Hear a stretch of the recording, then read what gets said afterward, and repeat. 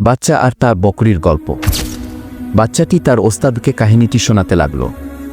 একটা গ্রামে থাকত ছোট্ট এক ছেলে, নাম তার আরমান। সে খুবই ভালো মনের ছিল আর সব সময় পশু পাখিদের ভালোবাসত। একদিন আরমানের বাবা তাকে একটি ছোট বকরি উপহার দিল। বকরির নাম রাখা হলো চাঁদনি ঘি। সাদা আর নরম লোমে মোড়া ছিল চাঁদনি, দেখতে একেবারে তুলোর মতো। প্রতিদিন আরমান নিজের হাতে চাঁদনিকে খাওয়াত, তার গায়ে পানি ঢেলে গোসল করাত আর বিকেলে নিয়ে যেত মাঠে ঘাস খাওয়াতে। চাঁদনিও আরমানকে খুব ভালোবাসত। আরমান ডাকলেই দৌড়ে তার কাছে চলে আসত।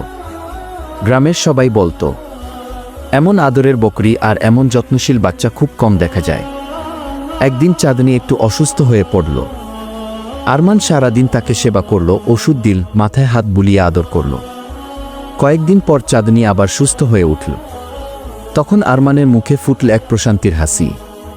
সে বুঝল ভালোবাসা আর যত্নই যে জীবের প্রতি আসল দায়িত্ব।